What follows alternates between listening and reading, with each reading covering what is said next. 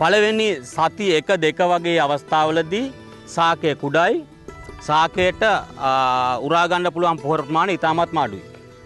මේ නිසා අපි දැන් මූලික පොහොරක් විදියට ඉතාමත්ම කුඩා ප්‍රමාණයක් යූරියා දාන හන්දා අපි කියන්නේ සති 2ක් විතර ගියාම තමයි ඊළඟ පොහොර ප්‍රමාණය දාන්න ඕනේ කියලා. එතකොට මේ සති 2ක් විතර යනකොට ශාකයේ යම්කිසි අවශ්‍යතාවයක් තියෙනවා. මේ අවශ්‍යතාවය සම්පූර්ණ කරන්න හොඳ කාලය තමයි සති 2ක් විතර ගියාම. ඊළඟට වෙන්නේ සති 4ක් හෝ සති 5ක වගේ කාලයක්. මේ කාලය වෙනකොට ශාකයේ පඳුරු දාන අවස්ථාව ඇවිල්ලා තියෙන්නේ. පඳුරු දාන අවස්ථාව වෙනකොට ශාකයේ පොහොර වල අවශ්‍යතාවය ගැන උදාහරණ නයිට්‍රජන් වල අවශ්‍යතාවය වැඩි. නයිට්‍රජන් අවශ්‍යතාවය වැඩි වෙනකොට අපි අර මුලින් දාපු පොහොර ප්‍රමාණයට වඩා දෙගුණයක විතර ප්‍රමාණය දාන්න වෙනවා. ඒ කියන්නේ දෙවෙනි අවස්ථාව විතර වෙනකොට. ඊළඟ අවස්ථාවේ වෙනකොට يعني තුන්වෙනි අවස්ථාව වෙනකොට ශාකය පීදෙන්න කිට්ටු වෙලා තියෙන්නේ. කියන්නේ බණ්ඩි අවස්ථාවේදී තියෙන්නේ මේ අවස්ථාවේදී අපිට ඕන වෙන්නේ අර වර්ධක ශීඝ්‍ර වර්ධන අවධියේ තිබිච්ච පොහොර ප්‍රමාණයට වඩා අඩු පොහොර ප්‍රමාණයක්. ඒ කියන්නේ අපිට ඕනකම තියෙන්නේ ශාකයේ වර්ධන අවස්ථාවේ රඳවා ගන්න. දැන් අපි දාන්නේ අර මූලිකව දාපු කියන්නේ පළවෙනි මත පිටව දාපු පොහොර ප්‍රමාණයට සමාන ප්‍රමාණයක් තමයි දාන්නේ ඊළඟ අවස්ථාවේදී.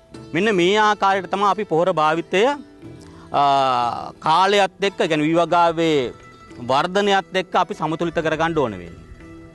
නමුත් සමහර අවස්ථාවලදී මේ අපි පොහොර වතු පිටින් යොදන පොහොර ප්‍රමාණයට වඩා සමහර වෙලාවට වැඩි ප්‍රමාණයක් පසෙන් මේ ශාකයට දෙන්න පුළුවන්.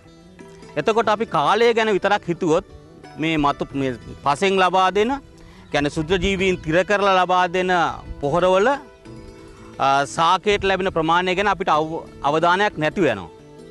මේ නිසා අපිට පුළුවන්කමක් තියෙනවා නම් පසෙන් ලැබෙන නයිට්‍රජන් ප්‍රමාණය එහෙම නැත්නම් පසෙන් ලැබෙන පෝෂක ප්‍රමාණය ගැන යම්කිසි අවබෝධයක් ලබා ගන්න ඒ අනුව දාන මතු පිට පොහොර ප්‍රමාණය තීරණය කරන්න පුළුවන්කමක් තියෙනවා නම් මේක ඉතාමත්ම සාර්ථකයි. අපිට එතකොට අනවශ්‍ය පොහොර දැමීමක් අනවශ්‍ය මතු පිට පොහොර දැමීමක් සිද්ධ වෙන්නේ නැහැ. එහෙමනම් ඒක දැනගන්නේ කොහොමද? ඒතර මේක දැනගන්න අපිට උදව් කරගන්න පුළුවන් ශාකයේ වර්ණය. හොඳ නයිට්‍රජන් ලැබුණු කුඹුරක් හොඳ කොළ පාටකින් තියෙනවා. එතකොට සමහර වෙලාවට පසෙන් නයිට්‍රජන් ලැබෙනවා නම් මතු පිට පොහොරක් විදිහට යූරියා නොදැම්මත් මේ ශාකයේ හොඳ කොළ පාටින් තියෙන්න පුළුවන්. ඒ කියන්නේ ශාකයට අවශ්‍ය නයිට්‍රජන් ප්‍රමාණය පසෙන් ලැබිලා තියෙනවා. අපි ගොවි මහත්තුරුන්ට කියනවා පුළුවන් තරම් කාබනික ද්‍රව්‍ය දාන්න කියනවා. පිදුරු පසට එකතු කරන්න කියනවා. මේ අවස්ථාවේදී මේ කාබනික ද්‍රව්‍ය වලින් මේ පිදුරු වලින් ලැබෙන නයිට්‍රජන් ප්‍රමාණය තීරණය කරන්න තියෙන හොඳම සාධකය තමයි වර්ණය. මෙන්න මේ ගැන අවබෝධයක් වර්ණයේ ශාකයේ වර්ණය ගැන අවබෝධයක් අරගෙන පොහොර දාන්න හිතුවොත් මං හිතන්නේ ඉතාමත්ම කාර්යක්ෂම ආකාරයට මේ පොහොර භාවිතා කරගන්න පුළුවන්. සාමාන්‍යයෙන් ඕනෑම ගොවි මහත්මයෙකුට කුඹුරේ වැවෙන වී වල වර්ණයේ අඩු වැඩි වීම ගැන හොඳ අවබෝධයක් තියෙනවා. ඒතකොට වර්ණයේ අඩු වේගන එනකොට මේකෙන් ගොවි මහත්තයා දන්නවා මේ යූරියා පොහොර දැන් දාන්න කාලේ හරි කියලා. ඒකම වර්ණය ගොඩාක් වැඩි වෙනකොට යූරියා පොහොර දැන් නම් මේකට දාලා වැඩක් නැහැ. මේ වගාව හොඳ කොළ පාටක් තියෙනවා කියලා. මෙන්න මේ අවබෝධය අරගෙන වගාවක් පවත්වා ගන්න පුළුවන් නම් ඉතාමත්ම හොඳයි. හොඳ කාර්යක්ෂම යූරියා පොහොර එහෙම නැත්නම් මතු පිට පොහොර භාවිතයක් කරන්න පුළුවන්. මම අර ඉස්සෙල්ලා පෙන්නපු පත්‍ර වර්ණ දර්ශකය මේකට හොඳට භාවිතා කරන්න පුළුවන්.